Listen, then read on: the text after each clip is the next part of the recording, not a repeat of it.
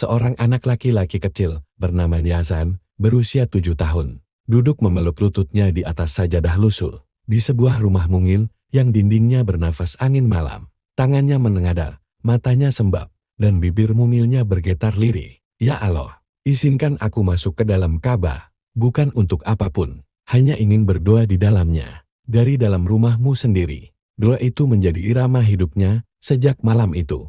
Ia tidak tahu apa yang membisikkan ke dalam hatinya keinginan itu. Tapi sejak melihat Ka'bah di layar televisi saat bulan Ramadan, hati kecilnya seperti ditarik oleh sesuatu yang agung. Bukan hanya ingin melihat, ia ingin masuk ke dalamnya.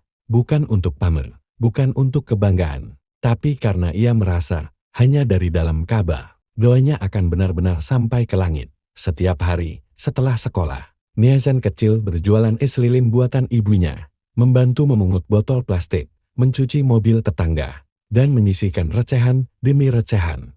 Ia menolak mainan, menolak jajan. Ia menabung untuk umrah. Ketika usianya 17 tahun, tabungannya cukup. Ia mencium tangan ibunya, memeluk erat foto almarhum ayahnya, lalu berangkat ke Tanah Suci. Hatinya berdebar hebat di hadapan Ka'bah. Tangisnya pecah, tubuhnya gemetar, tapi tidak semua orang bisa masuk ke dalam Ka'bah. Nak, itu hanya tamu-tamu tertentu yang diundang oleh kerajaan, kata pembimbingnya pelan. Dunia dalam dadanya runtuh.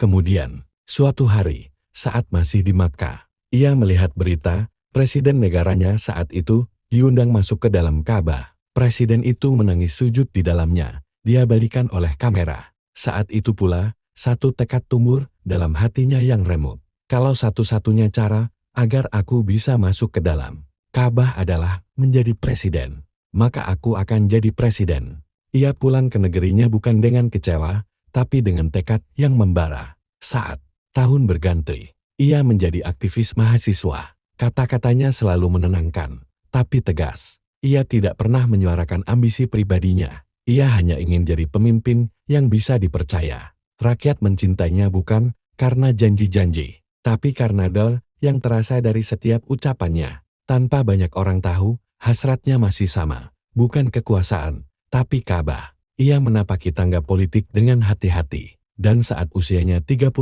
tahun, ia terpilih sebagai presiden termuda sepanjang sejarah negeri. Saat pelantikan, ia menunduk lama bukan untuk menangis haru, tapi berdua diam-diam agar langkahnya tidak melupakan niat sucinya. Hal pertama yang ia lakukan setelah dilantik adalah memanggil Menteri Luar Negeri. Hubungi kedutaan Saudi, aku mohon izin masuk ke dalam Ka'bah. Beberapa bulan kemudian, kerajaan Saudi mengizinkannya. Hari itu, saat ia mengenakan ihram dan memasuki pintu Ka'bah, dunia seakan berhenti. Ia berdiri di dalam rumah yang selama ini hanya ada dalam mimpinya. Lalu ia bersujud, sujud panjang sekali. Hanya satu kalimat dalam doanya. Ya Allah, ini yang kuminta sejak kecil. Aku tak butuh apa-apa lagi di dunia ini. Saat keluar dari Ka'bah, air matanya masih menetes. Malam itu, ia memanggil wakil presiden ke ruang pribadinya. Aku akan mengundurkan diri. Cita-citaku hanya satu, dan sudah tercapai, katanya pelan.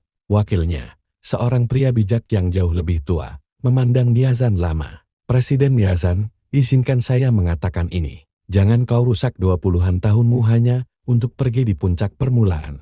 Mungkin selama ini Tuhan biarkan kau masuk Ka'bah bukan untuk berhenti, tapi untuk mulai membangun negeri ini. Dengan doa yang sudah engkau titipkan di dalamnya. Kemudian, Yazan pun bertahan. Ia mengabdikan hidupnya dengan seluruh cintanya. Dalam 1 tahun kepemimpinannya, ia membuka ribuan beasiswa, memperbaiki rumah sakit dan sekolah terpencil, menurunkan angka kemiskinan, dan membuat negeri bangga berdiri di hadapan dunia dengan akhlak dan kebijakan. Tahun pertama kepemimpinannya ditutup dengan pidato paling menyentuh. Dulu aku ingin masuk ke Ka'bah, agar doaku lebih dekat dengan Allah, tapi sekarang aku tahu, doa itu tidak butuh dinding Ka'bah untuk sampai kepadanya. Yang perlu adalah hati yang jujur, dan niat yang tidak bercabang.